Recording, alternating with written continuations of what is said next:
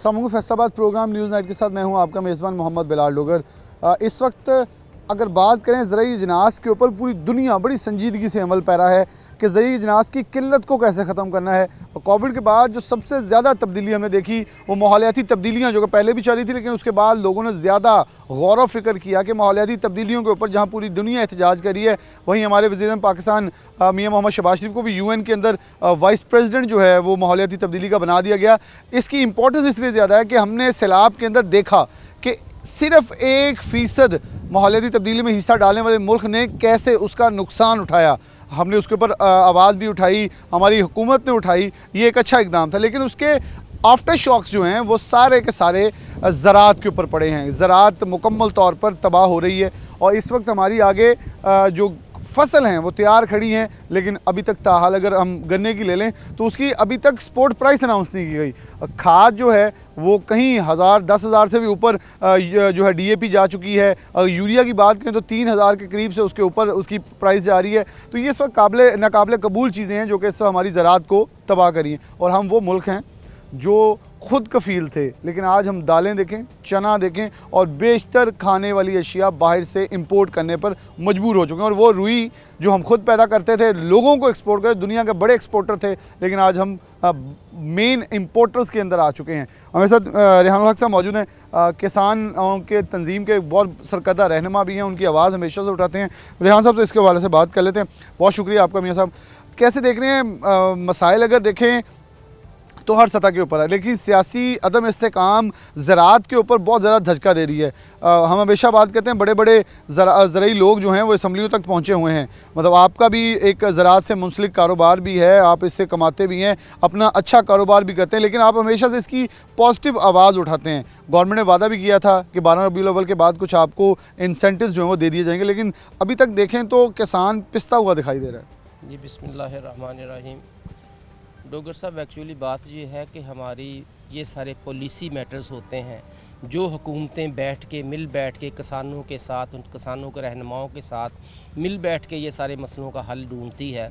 अगर गवर्नमेंट किसानों को साथ बैठा के अब मसले का हल नहीं ढूंढेगी तो कभी भी मसले हल नहीं होंगे, क्योंकि हमारे किसानों के मसले जो है वो इतने को पेचीदा मसले नहीं है। ये कोई मसला कश्मीर नहीं है जो किसी को समझ नहीं आ रहा। ये सबको समझ आ रहा है कि किसान की पैदावारी लागत इस वक्त इतनी बढ़ चुकी है कि वो उसका चूल्हा ठंडा हो रहा है। अब बात करें अगर पॉलिसी की, तो पॉलिसी पहले हमेशा 5 साला पॉलिसी बना करती थी, अब वो 5 साला पॉलिसी का नामो निशान नहीं है। जब हम अपनी फसलें पाल पोस के बड़ी कर लेते हैं, जब उनकी कटाई और उनकी गहाई का वक्त आता है तो हमें जनाब औने पौने गवर्नमेंट के हाथों लूटा जाता है। अब देखें गंदम की सपोर्ट प्राइस जो है वो 2200 रुपये पिछले साल हमसे गंदम छीन के इन्होंने वो अपने गोदामों में भर ली। उसके बाद हमें बीज भी ख़रीद के डालना पड़ा। इस वक्त जो हम गंदम की इस वक्त बजाई सर पे है, और बल्कि कुछ इलाकों में गंदम की बिजाई हो भी रही है। उसमें भी मसला ये है कि हम इस वक्त खाद नहीं मिल रही। यूरिया खाद जो 1600-1700 रुपये बिजाई से पहले थी, इस वक्त तो 3000 से भी ऊपर जा रही है और वो भी नहीं मिल रही। ज़िम्मेदार की पहुँच से दूर जा चुकी यूरिया खाद। DAP खाद जो 3500 रुपये से शुरू हुई थी, इस वक्त उसकी कीमत 14,500 पर बैग हो चुकी है और वो भी दस्तयाब नहीं है। इसके अलावा पोटाश है, पोटाश 3-4 हज़ार रुपये कीमत हुआ करती थी बोरी की, अब वो 16-16.5 हज़ार रुपये पहुँची हुई है। अब देखें ज़िम्मेदार को अगर किसान को खादें नहीं मिलेंगी तो फसल में क्या डालेगा? अगर महंगी लेके डालेगा तो उसकी पैदावारी लागत कहाँ जाएगी? ये हमारी किसानों की नहीं, ये एग्रीकल्चर पॉलिसी इंस्टीट्यूट के अदाद-ओ-शुमार हैं कि ज़िम्मेदार को गंदम जो है 2700 रुपये में अपना वो कास्ट कर रही है। किसान को तबाह होने से बचाए। एक और चीज़ मियाँ साहब की तवज्जो से आगे इसी जुमले को लेकर चलूँगा कि नवंबर का आगाज़ होने वाला है, तो नवंबर में अमूमन जो क्रशिंग सीज़न है वो शुरू हो जाता है। तो उसको बाकायदे तौर पर गवर्नमेंट इसके ऊपर सख्ती करे कि क्रशिंग सीज़न शुरू होना चाहिए। क्यों? यहाँ बहुत सारों का सवाल आएगा, क्योंकि जो किसान है वो जानता है अगर क्रशिंग सीज़न लेट दिसंबर तक जाएगा तो ये 1 माह का गैप जो है, जो हमारी अगेती गंदम लग रही जिसकी अच्छी पैदावार, अच्छा झाड़ आता है, वो फिर पछेती में जाएगी तो उसकी हमें नुकसानात भी उठाने पड़ते हैं। प्रोग्राम में आगे ले चलेंगे, कुछ मेहमान मौजूद होंगे, किसान होंगे, उनसे बात करवाते हैं। मज़ीद किसान और किसान रहनुमा हमारे साथ मौजूद हैं, इनसे बात का आगाज़ करते हैं। इस वक्त पाकिस्तान के अंदर जहाँ हमेशा से जो कमाद है उसका क्रशिंग सीज़न टाइम से ना शुरू होने के बिना पे एक बड़ा मसला दरपेश ये आता है कि अगेती या वक्त पे लगने वाली जो फसल है गंदम की वो ताख़ीर का शिकार होती है। और फिर हमने पिछले साल उसका बहरान देखा कि जल्दी आने वाले टेम्परेचर ने हमें शदीद मुतासर किया। उसी टेम्परेचर के आफ्टर शॉक्स हमें सैलाब की शक्ल में नज़र आए और हमारा इस वक्त मुकम्मल तौर पर पाकिस्तान में कम व बेश अगर लगाएं तो 20% पूरे पाकिस्तान का जो है वो गंदम उगाई जाती है, इसमें से 6 से 7% मैं आगाज़ में बता चुका हूँ ज़ेरे आव आ चुका है। क्या 13 से 14% या 12% तक जो हमारा बचने वाला रकबा है वो मुल्क की ज़रूरत पूरी कर देगा? और अगर फिर से कोई ऐसा जल्द मौसम तब्दीली के असरात आ जाते हैं तो हमारे पास क्या होगा? किसान मौजूद हैं, इनसे बात का आगाज़ करते हैं। अस्सलाम वालेकुम। अच्छा, इस वक्त खाद का मसला तो है, लेकिन इसके साथ ये है कि खाद अवेलेबल नहीं है। जो डीलर्स हैं वो ये कह देंगे कि हमसे DAP भी ले लें, फिर यूरिया दे देंगे, लेकिन यूरिया की बोली देखें वो भी 3000 क्रॉस कर चुकी है और DAP 14,000 की भी क्रॉस की हुई है। किसान से 2200 पे गंदम तो उठा ली जाएगी, लेकिन उसे बी मिलेगा 3400, 3500, 4000, और अगली बार अगर 4000 भी दे दिया जाए फिर वो और महंगी हो जाएगी। आम आदमी के लिए आटा ही मुश्किल हो रहा है। बिस्मिल्लाहिर्रहमानिर्रहीम। पिछले दिनों हम किसानों ने तकरीबन 1 हफ्ते का धरना दिया है, मैं उसमें मौजूद था। हमारे साथ गवर्नमेंट कमेटी खेल रही है। गंदम की बुआई का टाइम है, खाद अवेलेबल नहीं है, अगर जो है वो ब्लैक में दे रहे हैं। मुझे नहीं समझ लग रही कि अगर मिल ऑनर एक मीटिंग करता है उसके मुतालबात शाम को मान लिए जाते हैं, वही मिल ऑनर जिसके लिए हम खाम माल पैदा कर रहे हैं, बिल्कुल सही, रीढ़ की हड्डी की हैसियत रखते हैं हम ज़मींदार। थ्रू आउट पंजाब में ज़्यादा छोटा ज़मींदार है, वो तो पहले ही पिसा हुआ था, वो पहले ही मुश्किल हालात में गुजारा कर रहा था कि अपने जानवर का दूध फ़रोख्त करके अपने बच्चों की फ़ीस पे कर रहा है। ऊपर से ये खाद इंतहाई महंगी DAP जो है 15,000 में है।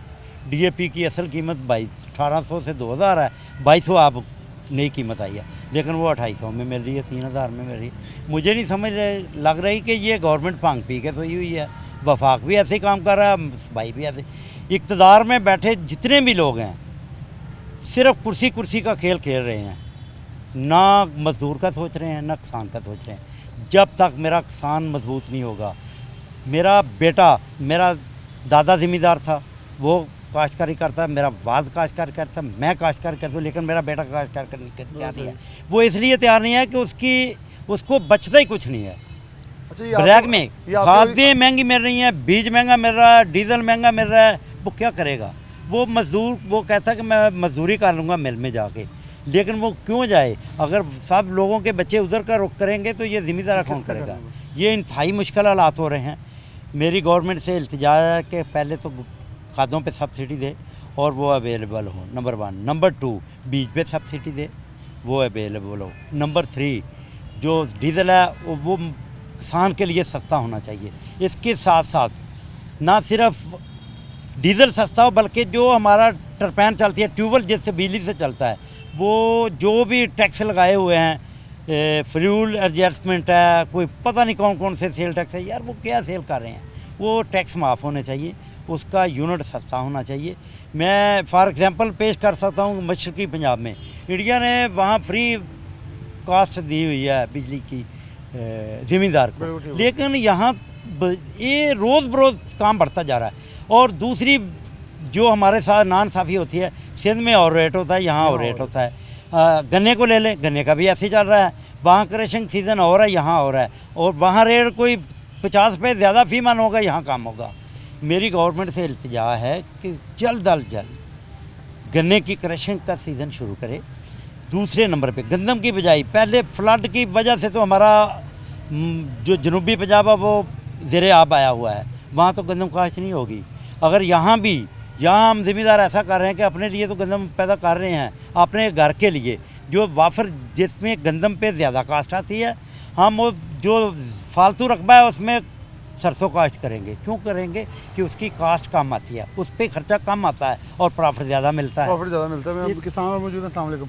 अच्छा, इन्होंने बड़ी खूबसूरत बात की कि सारी गवर्नमेंट सियासत खेल रही है। मुझे याद है शहबाज शरीफ ने वक्त मांगा कि 12 रबीउल अव्वल के बाद ऐलान कर दूंगा। इमरान खान कहते हैं गंदम बड़ी अच्छी होनी है, सैलाब का फ़ायदा हो जाएगा। उन्हें यही नहीं पता कि 4-4 फुट तो रेत पीछे खड़ी हो गई है, गंदम होनी कहाँ से, लगानी कहाँ है, ये तो रकबा ज़ाया हो गया।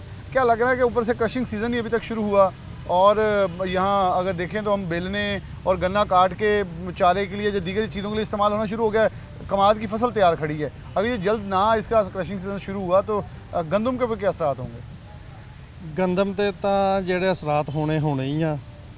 ਜਿਹੜਾ ਕਰੈਸ਼ਨ ਨਹੀਂ ਨਾ ਕਰ ਰਹੇ ਮਿੱਲਾਂ ਵਾਲੇ, ਇਹਦੇ ਬਾਰੇ 'ਚ ਬਹੁਤ ਸਾਨੂੰ ਅਫਸੋਸ ਹੋ ਰਿਹਾ ਵੀ ਮੀਆਂ ਸਾਹਿਬ ਨੇ ਸਾਨਾ ਵਾਅਦਾ ਕੀਤਾ ਸੀ ਵੀ ਮੈਂ ਜਲਦ ਤੁਹਾਨੂੰ ਗੰਨੇ ਦਾ ਰੇਟ ਦਊਂਗਾ, ਖਾਦਾਂ ਦਾ ਰੇਟ ਦਊਂਗਾ। ਅਸੀਂ ਧਰਨਾ ਮਾਰਿਆ ਸੀ, ਇਸ ਵਾਅਦੇ ਤੇ ਅਸੀਂ ਉੱਥੋਂ ਉੱਠੇ ਸੀ ਵੀ ਸਾਨੂੰ ਗੰਨੇ ਦਾ ਰੇਟ ਵੀ ਮਿਲੇਗਾ, ਗੰਦਮ ਦਾ ਵੀ ਮਿਲੇਗਾ, ਖਾਦਾਂ ਵੀ ਸਸਤੇ ਮਿਲਣਗੇ, ਯਾਰ ਬਿੱਲ ਜਿਹੜੇ ਬਿਜਲੀ ਦੇ ਬਿੱਲ ਆ ਉਹਨਾਂ ਤੇ ਵੀ ਸਬਸਿਡੀ ਮਿਲੇਗੀ। ਲੇਕਿਨ ਕਿਸੇ ਤੇ ਕੋਈ ਅਮਲ ਦਰਾਮਦ ਨਹੀਂ ਹੋਇਆ। ਬਾਕੀ ਇਹ ਕਹਿੰਦੇ ਆ ਸਾਰੇ ਮੁਲਕ 'ਚ ਵੀ ਹੈ ਵੀ ਜ਼ਿਮੀਂਦਾਰ ਰੀੜ੍ਹ ਦੀ ਹੱਡੀ ਆ, ਪਰ ਰੀੜ੍ਹ ਦੀ ਹੱਡੀ ਨਹੀਂ ਰਹਿ ਗਈ, ਇਹਨੂੰ ਤਾਂ ਕੁਝ ਵੀ ਨਹੀਂ ਸਮਝਿਆ ਜਾਂਦਾ। ਅੱਛਾ, ਵੈਸੇ ਮੈਂ ਰੀੜ ਦੀ ਹੱਡੀ ਉਦੋਂ ਸੀਗੀ ਜਦੋਂ 50% ਦੇ ਨਜ਼ਦੀਕ ਸੀ। ਉਦੋਂ ਹੁਣ ਤਾਂ ਸੀਗਾ। ਪਾਕਿਸਤਾਨ ਦੀ ਮਹਿਲ ਜ਼ਰਈ ਅਜਨਾਸ, ਅਸੀਂ ਚਨਾ ਬਾਹਰੋਂ, ਦਾਲ ਬਾਹਰੋਂ, ਹਰ ਚੀਜ਼ ਬਾਹਰੋਂ ਇੰਪੋਰਟ ਕਰ ਰਹੇ ਹਾਂ। ਹਾਂਜੀ, ਜਦੋਂ ਤੁਸੀਂ ਹਕੂਮਤ ਨੇ ਜ਼ਿਮੀਂਦਾਰ ਨੂੰ ਰਿਲੀਫ ਹੀ ਨਹੀਂ ਦੇਣਾ ਤਾਂ ਫਿਰ ਜ਼ਿਮੀਂਦਾਰ ਨੇ ਕੀ ਕਰਨਾ ਹੈ? ਉਹਨੇ ਇਹੀ ਕਹਿਣਾ ਦਫਾ ਕਰੋ। ਉਹ ਆਪਣਾ ਚਰੀ ਚੁਰੀ ਬੀਜ ਛੱਡਦਾ, ਪੱਠੇ ਉਠੇ ਬੀਜ ਛੱਡਦਾ, ਆਪਣੇ ਉਹ ਮਾਲ ਡੰਗਰ ਨੂੰ ਵੇਚ ਕੇ ਤਾਂ ਆਪਣਾ ਦੁੱਧ ਪੀ ਛੱਡਦਾ, ਕੋਈ ਵੇਚ ਛੱਡਦਾ, ਆਪਣਾ ਗੁਜ਼ਾਰਾ ਕਰ ਰਿਹਾ। ਇਸ ਕਰਕੇ ਜਿਹੜਾ ਹੈ ਨਾ ਜ਼ਿਮੀਂਦਾਰ ਦੇ ਨਾਲ ਬਹੁਤ ਨਾਇਨਸਾਫੀ ਆ। ਮੈਂ ਹਕੂਮਤ, ਸੂਬਾਈ ਹਕੂਮਤ ਨੂੰ ਵੀ, ਮਰਕਜ਼ ਹਕੂਮਤ ਨੂੰ ਵੀ ਇਹ ਕਹਿ ਰਿਹਾ, ਮਿਹਰਬਾਨੀ ਕਰਕੇ ਸਾਡੇ ਜ਼ਿਮੀਂਦਾਰ ਦਾ ਸੋਚਿਆ ਜਾਏ ਤੇ ਗੰਨਾ ਜਿਹੜਾ ਉਹ ਜਲਦੀ ਮਿੱਲਾਂ ਚਲਾ ਕੇ ਤਾਂ ਉਹ ਸ਼ੁਰੂ ਕੀਤਾ ਜਾਵੇ, ਕ੍ਰੈਸ਼ਿੰਗ ਉਹਦੀ ਸ਼ੁਰੂ ਕੀਤੀ ਜਾਵੇ ਤਾਂ कि ਅਸੀਂ इन टाइम अपनी ना गंदम काश्त कर सकें। गंदम काश्त, मैं आपकी तरफ वापस आता हूँ। आपने का पॉइंट, अस्सलाम वालेकुम। आप क्या कहेंगे कि हम अगर, मैंने कुछ प्रोग्राम इसी हफ्ते में किए हैं हेल्थ के ऊपर और एजुकेशन के ऊपर, अगर हम देखें हर गवर्नमेंट की तरजीह रही है बल्दियात, हर गवर्नमेंट की तरजीह रही है सेहत, हर गवर्नमेंट की तरजीह रही है तालीम, और तीनों शोबों के अंदर जो हमने बेड़ा गर्क देखा है, मेरे ख्याल में अब किसानों को भी वो मेरे ख्याल में हमें वो शाहजी वाली चनियोट वाली जेन में आती है, चौधरी साहब मैंने जेन चो कड्डो, शायद फिर ही मेरा भला हो जाए। जनाब, पहले सब तो महंगाई बहुत ज़्यादा है, जिस रेट बिजली के बहुत ज़्यादा, पेट्रोल डीजल के रेट बहुत ज़्यादा, जिसकी वजह से ज़मींदार में इतनी कैपेसिटी नहीं है कि चीज़ खरीद सके। अगर कोई ख़रीद सकता है तो फिर आगे से मिलता नहीं है। खाद शार्ट मिल रही है, अगर मिल रही है गवर्नमेंट का रेट 21-2200 होता है तो बाज़ार से 3000-3500 की यूरिया की बोरी में। DAP मिल नहीं रही है, मगर मिल जाए तो 16,000 रुपये की बोरी मिलती है। सबसे पहले तो ज़मींदार में ये कैपेसिटी नहीं है इतनी कि ख़रीद सके, अगर ख़रीद के वक्त पे डालने के लिए मिलती नहीं है, और ऊपर पानी की बहुत कमी है, पानी नहीं ज़मींदार को सही मिल रहा है, जिसकी वजह से ज़मींदार पिसा हुआ है, जिसको सही पैदावार ले ही नहीं सकता, सही पैदावार ले ही नहीं पा रहा। हाँ, आखिर पे कोई जुमला आप बोलना चाह रहे थे, आप अपने पैगाम दें ताकि मैं इख्तिताम करूं। बिस्मिल्लाहिर्रहमानिर्रहीम। एक पॉइंट रह गया था, गंदम कम पैदा हो रही है, ज़र में बादला आया Yield हुआ कम है। होगी। ये आपने सवाल किया है कि चना बाहर से, दालें बाहर से, हर चीज़ आप बाहर से हमें सपोर्ट करें। मैं वादे से कहता हूँ कि सब्सिडी चीज़ों पे दें हमें, और जिनस हमारी पूरे पाकिस्तान में एक रेट हो। मैं वादे से कह सकता हूँ कि हम पैदावार में इजाफा करेंगे। नंबर 1। नंबर 2, एक अहम पॉइंट रह गया था, मेरे पाकिस्तान में ऐसे है कि ज़मीन काश्त से रकबा कलोनियाँ काट के फ़रोख्त की जा रही हैं। इंतहाई गमगीर सूरत हाल है। पहले ही आबादी का जंप ऊपर जा रहा है और ज़मीन कम हो रही है जी। ज़मीन पहले कम हो रही है और आबादी ऊपर जा रही है। इस पे इंतहाई संजीदगी से गौर करना चाहिए गवर्नमेंट को कि जो गैर रकबे बरानी, जो रकबे ज़ेरे काश्त नहीं ला जा सकते, आबाद नहीं हो सकते, ज़रखेज़ इलाके नहीं है, ज़रखेज़ इलाके जो है उन्हें नहीं काटनी चाहिए कॉलोनी। गैर ज़रखेज़ इलाके जो जिनमें फसल नहीं होती है वहाँ कॉलोनी बना दें, हमें कोई इतराज़ नहीं है। लेकिन ज़रखेज़ इलाकों को खुदारा आने वाले वक्त के लिए पाकिस्तान पे रहम करते हुए अपनी कुर्सी ना खेलो, पाकिस्तान की आवाम का सोचते हुए ये जो कॉलोनियाँ काट रहे हैं इनका मुहासबा करो, और इनका मुहासबा आज ना किया तो कल को आप लोगों को पछताना पड़ जाएगा। बहुत इनकी खूबसूरत बात है कि अगर जो हमारी कलर वाली ज़मीन है या जहाँ पानी का लेवल बहुत ज़्यादा, जहाँ हम टरबाइनें लगा के पानी निकालते हैं, अगर उन इलाकों को मॉडल सिटीज़ के अंदर तब्दील कर दिया जाए तो हमारे वो इलाके ज़ेर इस्तेमाल, जैसे हमारे फैसलाबाद में अगर मलिक उमर फ़ारूक जो MP के मशीर वज़ीर रह चुके, उन्होंने एक पूरी रिपोर्ट मुरतब की थी कि कौन कौन से इलाके हैं जो कि इस वक्त फैसलाबाद के ज़ियाब हैं, पूरी एक रिकॉर्ड मौजूद था। तो उन इलाकों की तरफ अगर आबादी को राग़िब कर दिया जाए तो ये इलाके जो हमारी ज़रखेज़ ज़मीन वाले हैं, यहाँ से हम अपनी ज़रई पैदावार जो कि हम ख़ुद मुख्तार थे उसमें आज हम खुद मुख्तारी के बजाय हाथ फैलाए बैठे हैं, उसमें दोबारा से खुद मुख्तार हो सकते हैं। और बलूचिस्तान और दीगर इलाकों के अंदर हमारे पास बहुत ज़रख़ेज़ ज़मीन है जिसको काबिल इस्तेमाल बनाया जा सकता है। एक ब्रेक, दोबारा हाजिर होते हैं।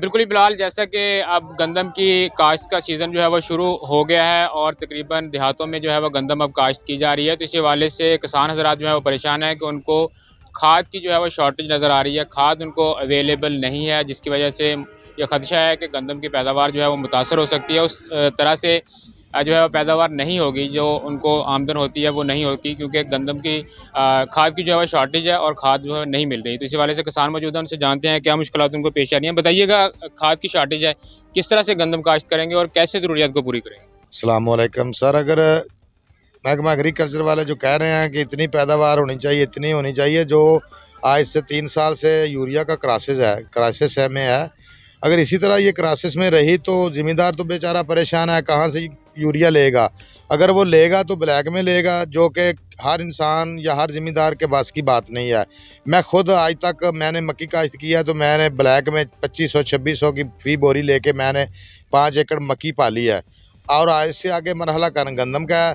अगर गंदम को भी खाद डालनी है तो फिर ब्लैक लेनी है, तो फिर या तो ये गवर्नमेंट की नाअहली है या ये जो माफिया बैठा है हमारा डीलर हजरात, ये माफिया है, वो अपना पैसा कमाने के लिए रातों के अंधेरे में और चोरी जो यूरिया बेचते हैं। हमारी गवर्नमेंट को चाहिए कि इनका कोई सद्देबाब किया जाए, वरना गंदम का जो बहरान है वो पूरा कभी भी नहीं होगा। अच्छा, कैसे आप जो गंदम खाद की शॉर्टेज है उसको कैसे पूरा करेंगे आप? इसमें है कि हमारे शहर में तो इससे पहले एक सबसे बड़ा माफिया एक असिस्टेंट कमिश्नर था, जो कि आज उसका पता मुझे भी आज ही पता चला कि उसका ट्रांसफ़र हो गया। जो उसके थ्रू ज़िम्मेदार लेते थे वो भी ज़िम्मेदार ज़्यादा रेट में लेते थे। और उसके बाद जो पॉलिटिक्स है, इसमें पॉलिटिक्स भी इन्वॉल्व है। मैं पॉलिटिक्स वाले या सियासतदानों को रिक्वेस्ट करता हूँ एज ए ब्रदर कि वो इस माफिया को छोड़ो, आप आवाम से वोट लेते हो, आवाम का साथ दो और हर कीमत में और हर तरीके से आवाम को यूरिया अवेल करो। और अगर इंतज़ामिया पे बात आती है या महकमा एग्रीकल्चर पे बात आती है तो उनसे भी रिक्वेस्ट करता हूँ कि आप इन लोगों को, माफिया को छोड़ के ज़िम्मेदार का एहसास करो, क्योंकि ज़िम्मेदार का एहसास करने से ये सारे प्रॉब्लम हल होंगे। बिल्कुल जी, ज़िम्मेदार का एहसास जो है वो गवर्नमेंट को करना चाहिए ताकि पैदावार में इजाफा हो सके, जिससे किसान हज़रात भी जो हैं वो मुस्तफ़ीद होंगे, बल्कि मुल्क का भी जो है वो उसमें सरमाए में इजाफा होगा। तो और किसान भी हमारे साथ मौजूद हैं। आप बताइएगा कौन सी मुश्किलात पेश आ रही हैं, कैसे इसको हैंडल करेंगे? खाद जो है वो अब अवेलेबल नहीं है। सबसे बड़ा बिस्मिल्लाहिर्रहमानिर्रहीम सबसे पहला मसला तो खाद का ही है जी। हमारे भी गांव में जो डीलर हैं वो भी ब्लैक में बेच रहे हैं खाद। 2100 तकरीबन रेट है इसका, तो 2700, 2800 में, 2600 में, जहाँ भी उनका कोई दाव लगता है वो उसी रेट में दे रहे हैं। तो अब तो माशाल्लाह मैं पूरी उम्मीद जो परवेज़ अलाई साहब हमारे अब वज़ीर आला पंजाब हैं, ये खुद भी ज़िम्मेदार हैं और ज़िम्मेदारों पर साहब का दौर में बड़ा अच्छा इक़दाम रहे हैं इनके। ख़ास तौर पे खाल पक्के करवाए गए, मेंढर वगैरह पक्के करवाए गए। तो ये अब हमें पूरी तवक्को है कि इसके ऊपर अपना कोई ख़ास शफ़क़त फरमाएँगे और अपनी ज़ेर निगरानी में अवाम के लिए सहूलत बन। अगर आपको खाद नहीं मिलती तो दूसरे क्या ज़राए हो सकते हैं, किस तरह से आप जो है इस कमी को पूरा करेंगे? देखो जी, खाद तो ज़रूरी चीज़ है, उसके बगैर तो प्रोडक्शन पूरी हो ही नहीं सकती। अगर गवर्नमेंट पंजाब से ये खाद जो बहरान आया हुआ है इसको अगर हल कर देती है तो जब 2 सूबे पाकिस्तान के मेरा ख्याल है बिल्कुल ही मलिया मेट हो गए, जिनमें बलोचिस्तान है, सिंध है, वो सैलाब की नज़र हो गया, उसकी काफ़ी सारी फसलें तबाह हो गई, अभी भी वहाँ पानी खड़ा है, लोगों का बुरा हाल हो गया। इस चीज़ को पूरा करने के लिए लाजमी है कि हुकूमत इस तरफ खास तवज्जो दे, किसानों को खाद दे और अपना जो गवर्नमेंट का रेट है उस पर मुहैया फरमाए। बिल्कुल जी, किसानों को जो है वो खाद मिलनी चाहिए ताकि पैदावार में इजाफा हो, फसल जो है वो बेहतर तरीके से हो सके। एक और किसान हमारे साथ मौजूद हैं। कितनी आपकी ज़मीन है और किस तरह से खाद की कमी को जो है पूरा करती है? जी अस्सलाम वालेकुम जी, मेरी 5 एकड़ ज़मीन है और गंदम लगानी है। अब खाद मिल नहीं रही, तो जब ये लेने जाते हैं तो वो कहते हैं नहीं हमारे पास, तो फिर ज़राअत के अफसर को लेके जाना पड़ता है। वो भी उस वक्त उसे भी कह देते हैं मिलती नहीं है। ये जो माफिया बैठी हुई है, जिस तरह मेरे बड़े भाई ने बात की है कि सब रले मिले हैं, खाद मिलेगी नहीं तो फिर कैसी फसल होगी, जो कि हुकूमत ने अभी सब्सिडी दी है, अगर ये मिले तो फिर इस पे पूरा उतरेंगे। बिल्कुल जी, किसानों को अगर खाद मिलेगी तो उनकी पैदावार में इजाफा होगा और किसान भी खुशहाल होगा, साथ साथ जो है वो मुल्क के लिए भी ज़र मुबादला जो है वो कमाया जा सकता है। लेकिन बदकिस्मती से अगर समुद्री की बात की जाए तो खाद की जो है वो शॉर्टेज पिछले तकरीबन 2 साल से नज़र आ रही है और 2 साल से खाद जो है वो अवेलेबल नहीं है, जिसकी वजह से किसान हजरात जो हैं वो काफ़ी ज़्यादा परेशान हैं कि उनको खाद नहीं मिल रही। वो किस तरह से अपनी पैदावार को बेहतर बनाएंगे? जी बिलाल, बिल्कुल। अगर तानलेवाला में किसानों के मसाइल की बात की जाए तो किसानों के मसाइल जो है वो कम नहीं हुए हैं। कोई किसान जो है वो बिजली के बिलों की वजह से परेशान है, तो कोई किसान खादों की जो है वो अदम दस्तयाबी और उसके साथ साथ जो रेट्स जो है बढ़े हुए हैं उन के ज़ायद होने की वजह से परेशान है। तो इसी हवाले से मेरे साथ कुछ काश्तकार जो है वो भी मौजूद हैं, उनसे भी बात करते हैं। बताइएगा, किसानों के मसाइल जो हैं उनमें बिजली का सबसे बड़ा मसला है रेट्स का, और उसके साथ साथ खादों के रेट्स भी ज़्यादा हैं। क्या कहेंगे इस वक्त? जी शुक्रिया सिटी 41 का, जिसने किसानों के मसाइल को पहले भी उजागर किया और आप भी किसानों की वो आवाज़ बने हैं। इस वक्त किसानों का सबसे बड़ा जो मसला है वो ये है कि गंदम की बिजाई के वक्त बिल्कुल करीब आन पहुंचा है। ताहाल पंजाब हुकूमत ने गंदम की जो इमदादी कीमत थी उसका ताहाल ऐलान नहीं किया, जिसकी वजह से किसान सख्त परेशान है। ऊपर से रही सही कसर जो है वो वापडा ने निकाल दी है। वापडा ने, वज़ीर-ए-आज़म पाकिस्तान ने ये वादा किया था कि बिजली के बिलों को कम किया जाएगा, लेकिन ताहाल उस पर भी अमल दरामद नहीं हो सका। बिजली के जो बिल हैं वो बेहद ज़्यादा रेट्स के मुताबिक ज़मींदारों के ऊपर डाले गए हैं, जिसकी वजह से ज़मींदार काफ़ी परेशान है। ऊपर से खादों के वाले से अगर हम बात करें तो साबका हुकूमत में हमें 1000 रुपये पर बैग जो है वो DAP के ऊपर और SOP के ऊपर जो है वो सब्सिडी दी जा रही थी, लेकिन अब अरसा हो गया है वो सब्सिडी बंद की गई है। हमारा ये मुतालबा है कि अगर हुकूमत चाहती है कि इस वतन अजीज़ के अंदर ग़ज़ाई बहरान कम हो तो उसके लिए फ़ौरी तौर पर खादों के ऊपर जो सब्सिडी है इसको फ़ौरी तौर पर बहाल किया जाए, बिजली के रेट्स जो हैं उनको कम किया जाए। और दूसरा ये है कि शुगर मिलें जो हैं वो ताहल जो है उनका दूर दूर तक कोई इम्कान नज़र नहीं आ रहा चलने का, उनको पाबंद किया जाए कि वो 15 नवंबर से कबल जो है वो अपनी क्रैशिंग जो है शुरू करें, ताकि सिंध की और बलूचिस्तान में सैलाब की वजह से जो गंदम की बुआई मुतासर हुई है, अगर क्रशिंग सीज़न जो है गन्ने का जल्द स्टार्ट हो जाता है तो इस सूरत में वतन अजीज़ के अंदर गंदम की बुआई बेहतर होगी और ग़ज़ाई बहरान से हम बच जाएंगे। जी, इसी हवाले से मेरे साथ एक और काश्तकार वो भी मौजूद हैं। आप बताइएगा, ज़रूरी अद्वियात की कीमतें वो भी काफ़ी ज़्यादा बढ़ गई हैं, काश्तकारों की पहुंच से दूर हो रही हैं। क्या कहेंगे, मसाइल जो है वो काश्तकारों के बढ़ते जा रहे हैं, इस हवाले से क्या? जी बेसिकली जैसा कि सबका सेटअप था तो उस वक्त से अब तक जो फ्लक्चुएशन है वो 60% राउंड, मतलब कि एक चीज़ से 60 से 70% फ्लक्चुएट हो चुकी है प्राइसिंग में। तो जो फार्मर की एक ही आउटपुट है उसका कोई गवर्नमेंट तयन नहीं कर रही। वो जब मिडल मैन के हाथ आता है तो उस वक्त उसको 4 चांद लग जाते हैं, वो उड़ने लगती है हवा में, लेकिन जब वो किसान के पास है तो उसका कोई भाव नहीं है। इस वक्त गवर्नमेंट ऑफ पंजाब से ये रिक्वेस्ट है कि वो गंदम की इमदादी कीमत भी मुकर्रर करें। इस वक्त गवर्नमेंट ऑफ पंजाब से ये रिक्वेस्ट है कि वो गंदम की इमदादी कीमत भी मुकर्रर करें। 4000 तकरीबन कम अज़ कम गंदम की इमदादी कीमत मुकर्रर करें, और जो केन है उसकी 4000 रुपये कम अज़ कम फ़ी मन वो उसकी भी कीमत मुकर्रर करें, ताकि जो किसान के मसाइल हैं जो किसान को दरपेश मसाइल हैं उनका कुछ बेहतरी हो, कुछ उसके हवाले से। बताइएगा कि साबका अदवार में जो है वो खादों की कीमतें बड़ी रिजनेबल थी। नाइट्रोफास की बात करें, DAP की बात करें, यूरिया की बात करें, तो इस दफ़ा जो है वो काफ़ी ज़्यादा कीमतें बढ़ गई हैं। किसानों को मुश्किलात कीमतों के हवाले से भी कोई हैं? जी बहुत ज़्यादा मुश्किलात हैं। देखें जो हमारी पहले इनपुट थी अब के हिसाब से वो तो बहुत उसी इनपुट से जिससे हम 10 एकड़ काश्त करते थे उससे हम 3 एकड़ काश्त कर रहे हैं। ये मसाइल तो हमें हैं, लेकिन हम गवर्नमेंट से ये रिक्वेस्ट करते हैं कि इसको ओवल करके इसको प्रायोरिटाइज़ करके इसको हल किया जाए, ताकि जो ये नेक्स्ट मसाइल हैं जो हमारा गंदम का बुरान नज़र आ रहा है, जैसे कि हमारा फ्लडिंग एरिया में अभी गंदम स्टार्ट होगी या नहीं उस हवाले से भी चल रहा है। तो हमें जो ये बुरान है नेक्स्ट है उससे बचने के लिए गवर्नमेंट को चाहिए ये स्टेप लें।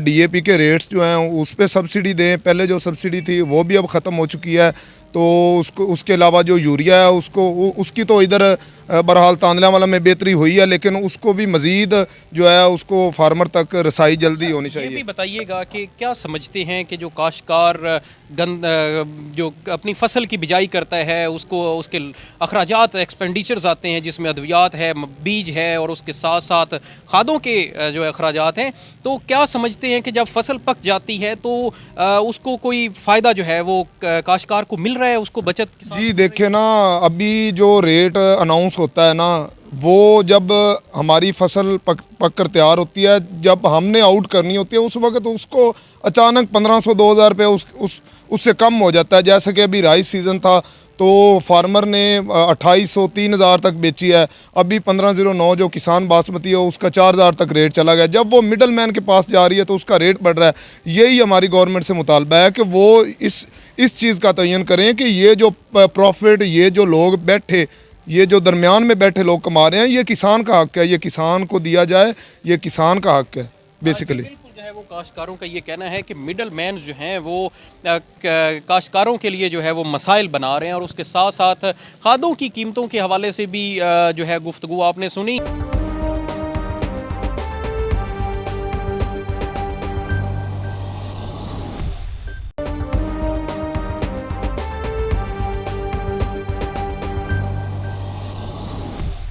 वेलकम बैक नाज़रीन, दोबारा से प्रोग्राम के अंदर खुशामदीद कहते हैं।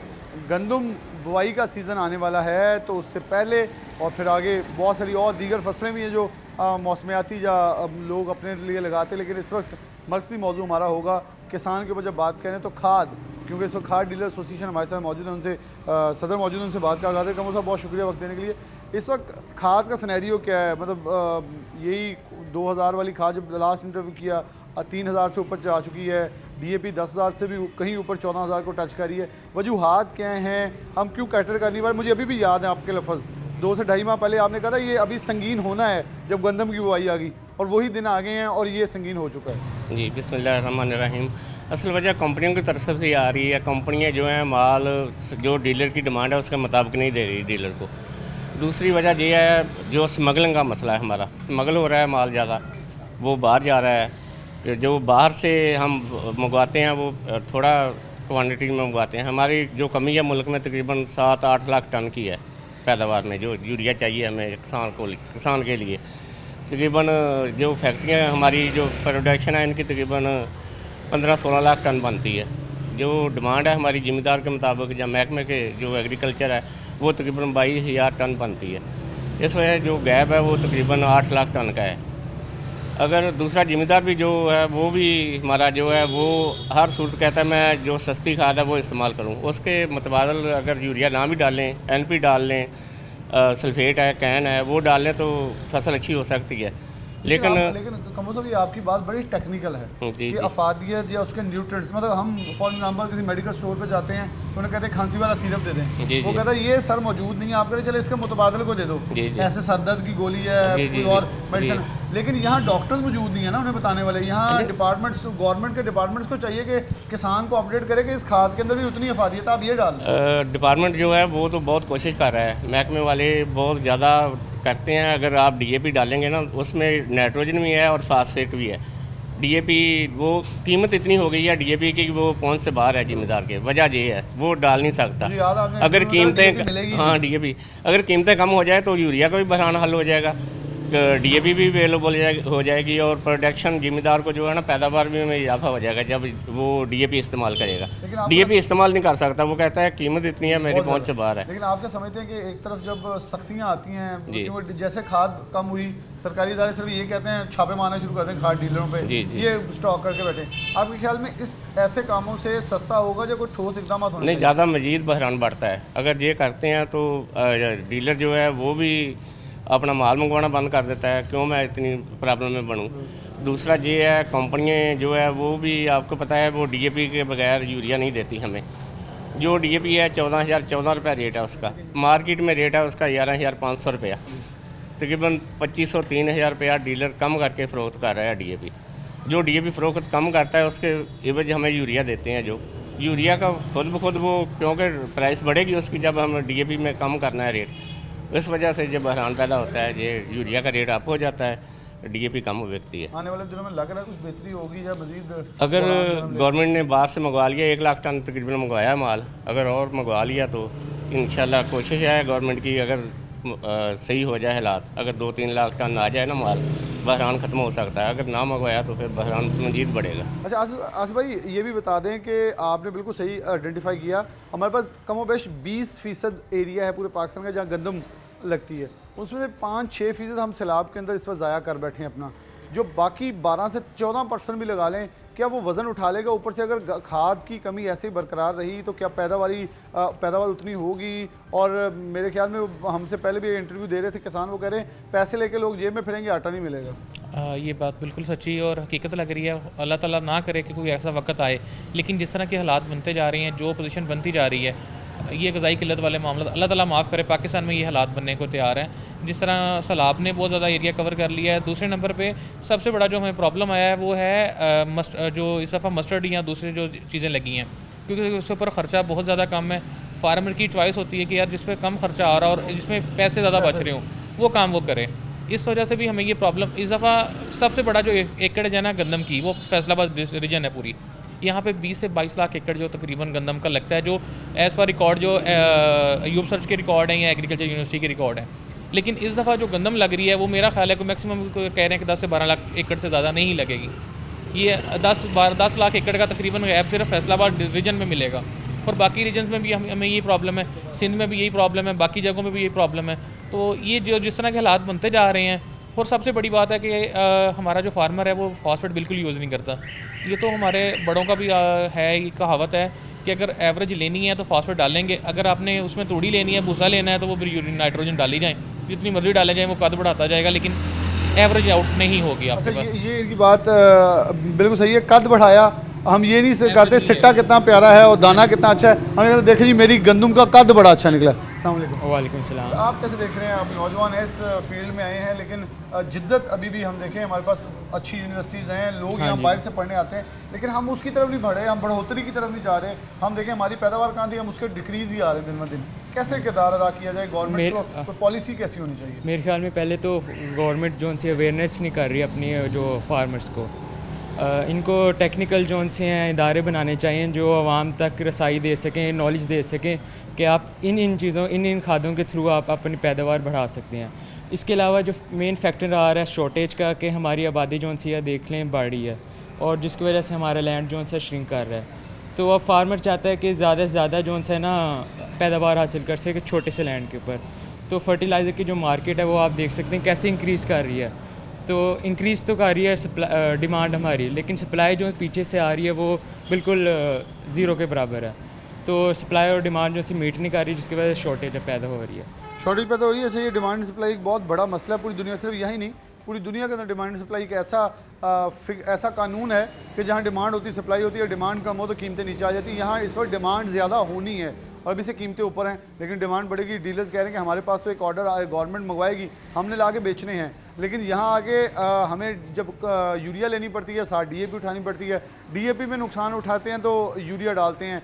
किसान DAP की तरफ जाता नहीं, वो यूरिया की तरफ भागता है कि यूरिया मिल जाए। लेकिन जो उन्होंने कहा कि सल्फेट डालने वाली तरफ हम नहीं जाते, कि हम कद चाहते हैं, अच्छा दाना मोटा नहीं चाहते। तो अगर दाना मोटा नहीं होगा, कद ही कद रह जाएगा। हमने गुज़िश्ता साल देखी कि बिल्कुल एंड वाले सीज़न में आके गर्मी की तपिश बहुत तेज़ हुई, इतनी तेज़ हुई कि दाना पूरा पका नहीं है, और हम देखा जी हमारी फसलें बड़ी कादावर हुई हैं, लेकिन उसके बाद हमने एक डेफिशिएंसी देखी। तो इस वक्त पूरी दुनिया ज़राई इजनास की किल्लत के ऊपर काम कर रही है, और हमारे ये बहुत मुसलसल सालों में डिक्रीज़ हो रही है, लेकिन हम ताहाल अभी भी तवज्जो देने से कासल क्यों है। इसके ऊपर मज़ीद बात करेंगे, किसान हमारे साथ होंगे। आगे बढ़ते हैं, प्रोग्राम में आगे बढ़ते हैं। चौधरी अब्दुल रहमान हमारे साथ मौजूद हैं, हमारे सीनियर रिपोर्टर हैं, जबकि बात करें तो ज़राअत के ऊपर तहकीक और साथ इनका तजर्बा बहुत है। इसके हवाले से अब्दुल रहमान बहुत शुक्रिया आपका वक्त देने के लिए।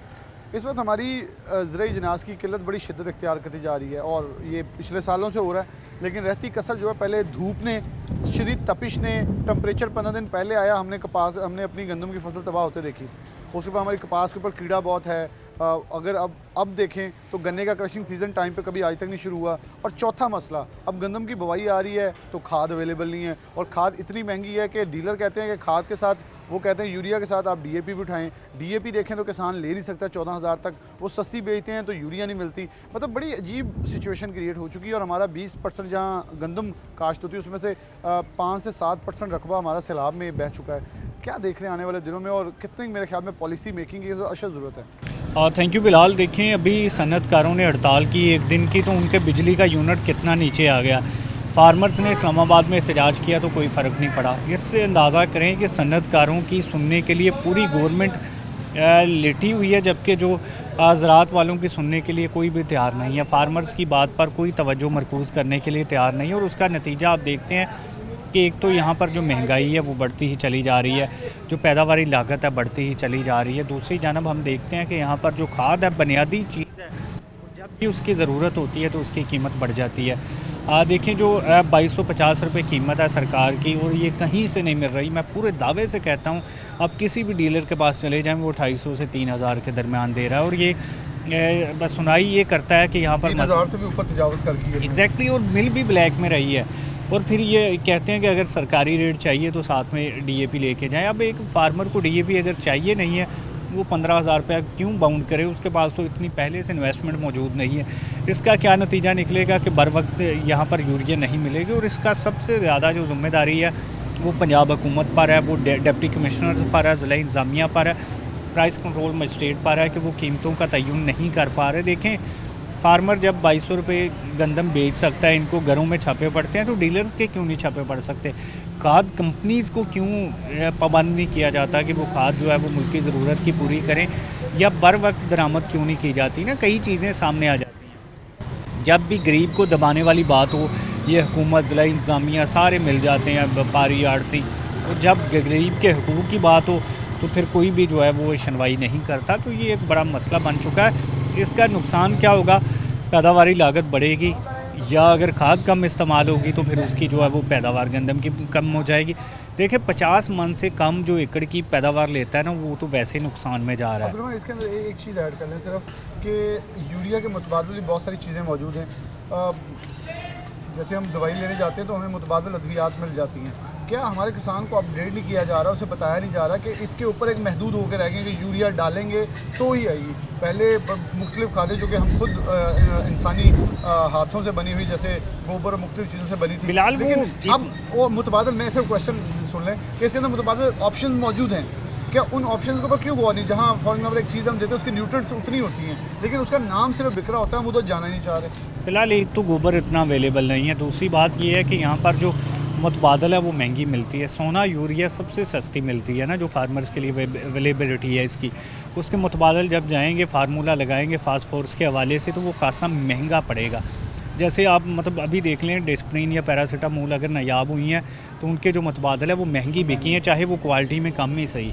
लोगों का एक ट्रस्ट होता है कि डिस्प्रिन या जो है वो पैरासीटामोल है, उस पर उनके सर दर्द ठीक हो जाएगी। मैं एक फ़र्ज़ी बात कर रहा हूँ, लेकिन उसके मुतबादल अच्छी क्वालिटी भी हो तो उस पर उस तरह से ट्रस्ट नहीं होगा। तो ये ट्रस्ट बेस भी बात होती है ना, इसी वजह से जिन पर इसके साथ भी एक और मसला हमारे पाकिस्तान में कि दूसरी चीज़ को इधर लोग जा सकते हैं, लेकिन उससे पहले वो ब्लैक हो जाती है। लोग कहते हैं कि वो ले लेते हैं, सस्ती मिल जाएगी, लेकिन वो उससे भी ज़्यादा डबल कीमत पर, जैसे आपने पैरासीटामोल और हमने डिस्प्रिन की बात की, वो नहीं मिली, तो उसके बाद जो मुतबादल थी वो और महंगी होगी। एग्जैक्टली। और बिलाल, इसमें जो देखिए, जब खबर निकलती है ना कि फ़लाँ चीज़ ब्लैक होने लगी है, तो जो हमारे ब्लैक की बाई है ना, वो तमाम चीज़ें शार्ट कर देते हैं। उन्हें पता होता है अब इससे पैसा कमाया जा सकता है। और ये बहुत सारे मैंने बिजनेसमैन देखे हैं, उनको अंदाज़ा हो जाता है कि खाद महंगी होने वाली है, तो वो लेके अपने गोदामों में स्टॉक कर लेते हैं और महंगे दामों बेचते हैं। यानी कि इस तरह से जो स्टॉक करना या ज़ख़ीरा अंदोज़ी करना, अब शायद वो इस तरह से बुरी बात नहीं रही, या कानून उसको पकड़ने के लिए तैयार नहीं होता।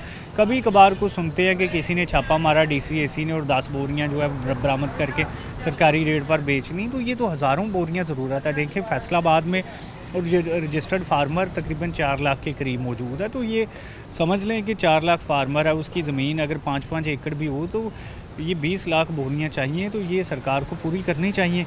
DAP भी चाहिए। फिर एक जानब सरकार कहती है कि हम गंदम बाहर से मंगवाएंगे, वो पड़ेगी 4,000 रुपये मन। यहाँ पे 2200 रुपये मान ली है, और फार्मर को क्या दे रहे हैं? कुछ भी नहीं दे रहे।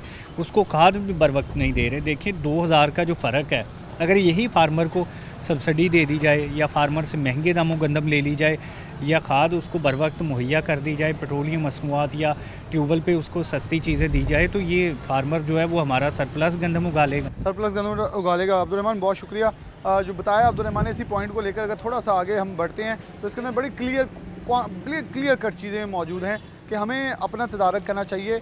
ब्लैक मैंने जो जिनको ब्लैकी भाई कहा, वो बेसिकली इस वक्त कारोबार करने वाले कम और ऐसे लोग ज़्यादा इस माशरे में आ चुके हैं जो कि पैसा जेब में रखे फिरते हैं कि कहाँ इस वक्त चीज़ मुनाफाखोरी के अंदर जाता है, वहाँ पैसा पुट करते हैं, स्टॉक करते हैं, फिर 10 दिन बाद बेचते हैं, वहाँ से उठाते हैं दूसरी चीज़ में। कभी हमें सोना, कभी डॉलर, कभी खाद, ये चीज़ें यहीं पैसा घुमा के अपनी जेबें भरते हैं और अपनी तरफ से इस माशरे के बहुत सफ़ेद पोश और अच्छे लोग होकर वाइट कॉलर, मैं उन्हें कहूँगा एक सफ़ेद लट्ठे का सूट पहन के कहेंगे हम बहुत बाइज़्ज़त शहरी, लेकिन बेसिकली वो सबसे बड़े क्रिमिनल हैं इस माशरे के।